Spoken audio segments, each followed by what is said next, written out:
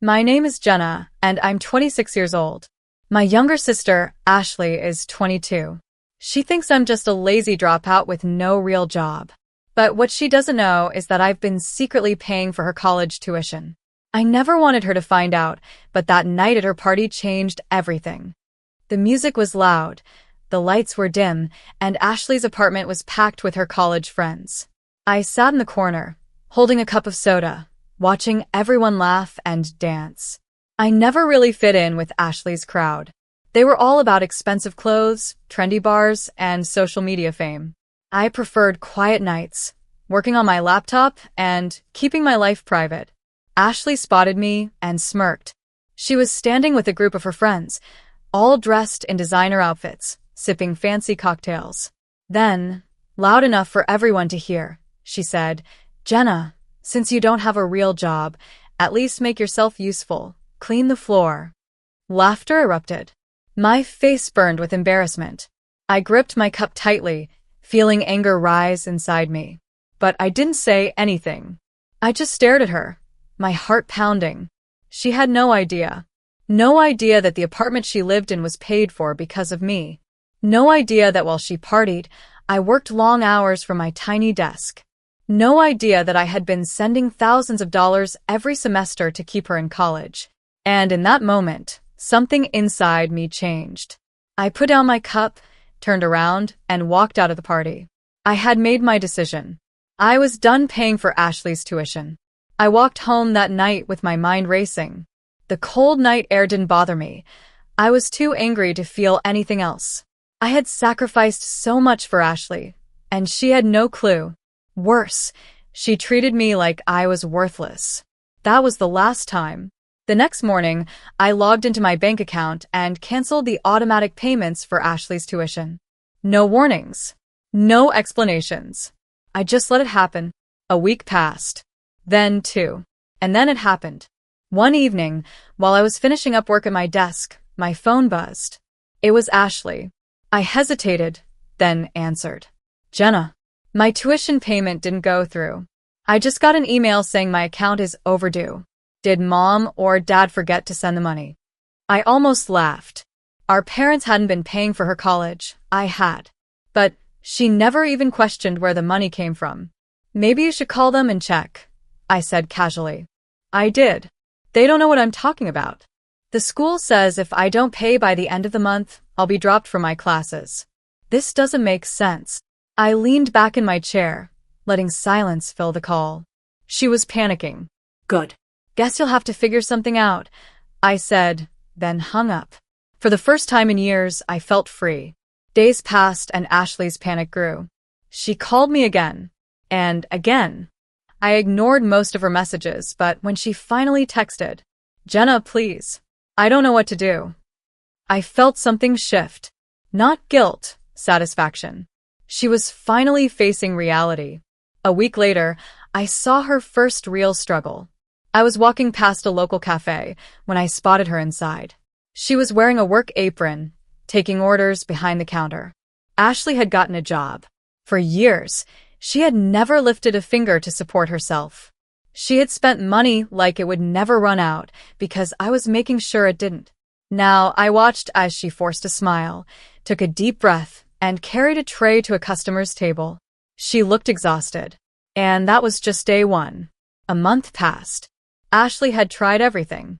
She begged my parents for money. She asked friends for loans.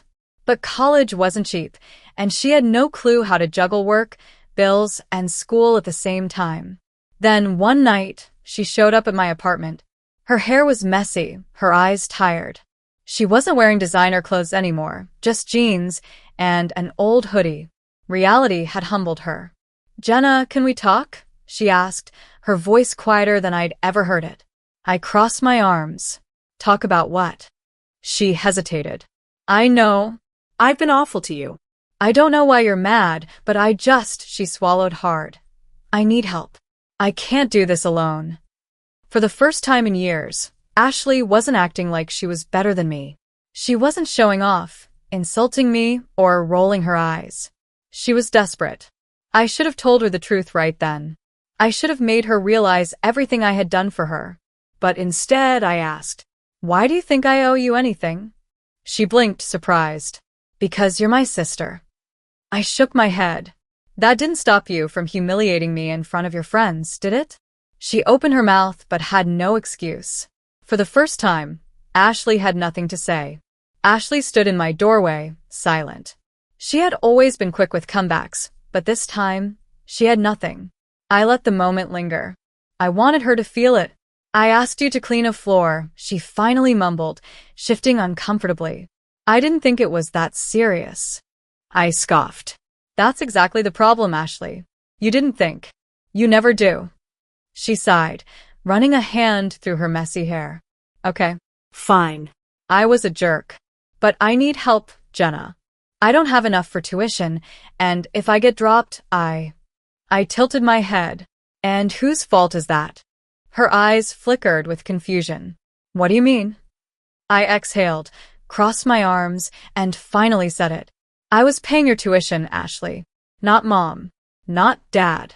Me." The room went still. Ashley blinked. Then she let out a short, nervous laugh.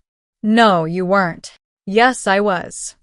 I grabbed my phone and pulled up my bank statements, scrolling through months of payments labeled with her university's name. Every single semester, every single payment, it was me. While you partied, while you insulted me, while you treated me like I was nothing, I was making sure you had everything. Ashley's face drained of color. No, that doesn't make sense." She shook her head, staring at the screen like it was some kind of trick. "You don't even have a job." I let out a dry laugh. "That's what you assumed. I have a remote job that pays well. I just never bragged about it like you do." Her lips parted, but no words came out. For the first time, Ashley saw me, not as the lazy older sister she had mocked for years, but as the person who had quietly kept her entire future afloat. And now, I had let her sink. Ashley sat down on my couch, her hands gripping her lap, like she was holding onto something fragile. "You stopped paying because of what I said at the party?" she asked, her voice barely above a whisper. "No, Ashley. I stopped paying because I realized you don't respect me." I leaned against the counter. "You never have." Tears welled up in her eyes, but I didn't soften. She needed to hear this. "You thought I was a loser, that I had nothing going for me. But the truth is, I've been working my ass off so you could have an easy life. And what did I get in return?" I gestured toward her. "Insults. Mockery. You humiliated me in front of your friends for fun." She wiped her eyes. "I didn't know. That's the problem, Ashley. You never knew because you never cared to ask." Silence. I expected another excuse, another attempt to make herself the victim. But instead, she just sat there, face pale, like the weight of everything was finally hitting her. I could see the realization in her eyes. She had ruined this. "So, what now?" she finally whispered. I took a deep breath. "That's up to you. But I'm done saving you." She nodded slowly, as if she already knew what my answer would be. And for the first time in her life, Ashley had to face the consequences of her actions alone. For the next few days, I didn't hear from Ashley. No calls. No texts. No surprise visits.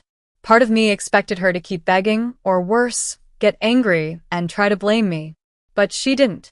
She disappeared into her own reality, forced to deal with a life she had never truly prepared for.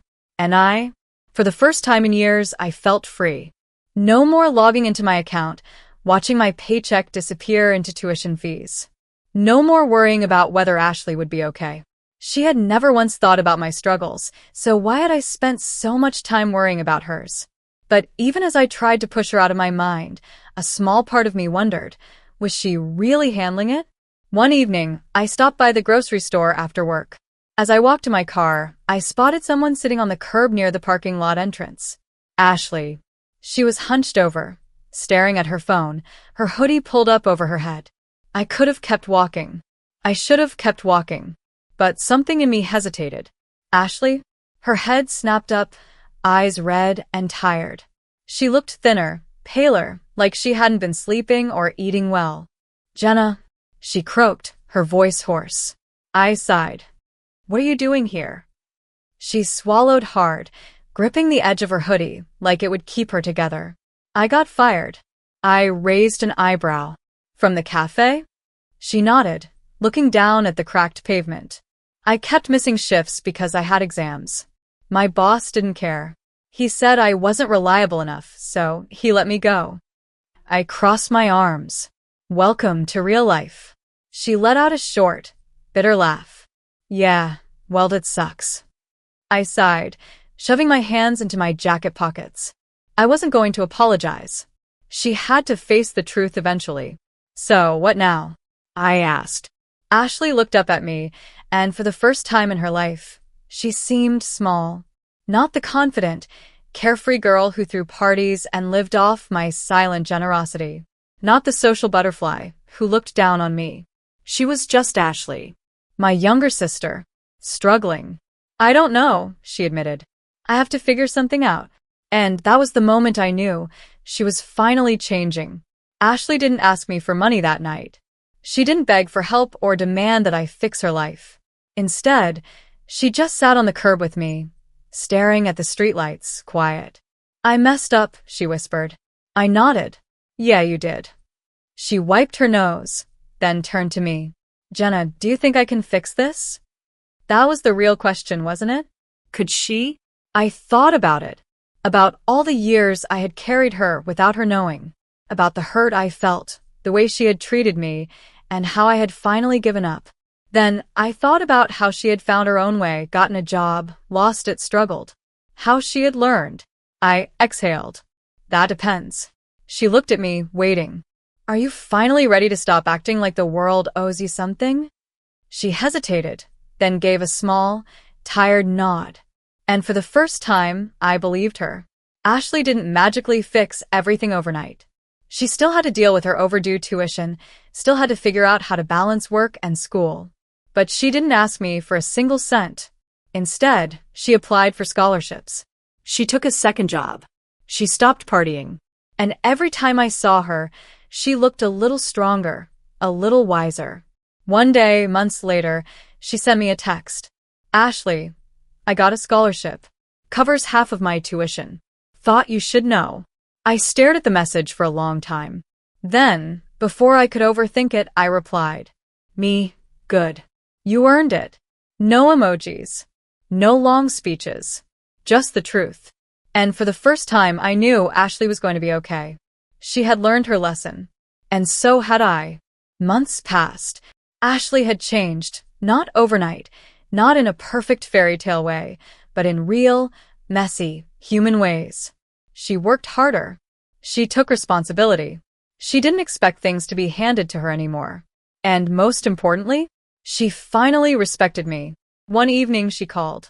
Hey, I was wondering if you wanted to grab dinner this weekend. I raised an eyebrow. Since when do you ask me to hang out? She hesitated. Since I realized I actually like being around you. That was new. Your treat. I teased. She laughed. Yeah, my treat. I smiled. It wasn't about the money. It was about effort. For once, Ashley was giving instead of taking. I showed up to dinner expecting it to be awkward. Instead, we talked for hours about work, school, life. No insults, no eye rolls. Just sisters figuring things out. At one point, Ashley cleared her throat and said, I never got to say it properly, but thank you, Jenna, for everything. I set my fork down, watching her. You're welcome. She swallowed, then added. And I'm sorry. I really was awful to you. I let the words settle between us. The old me would have held on to the anger, the bitterness. But the truth was, Ashley had changed. And maybe in some way so had I. I smirked. Yeah, you were. But I think you're getting a little less awful. She laughed, shaking her head. I'll take that. That night, as I walked home, I realized something. For the first time in years, Ashley and I weren't just sisters. We were friends. And that was worth more than any tuition payment ever could be.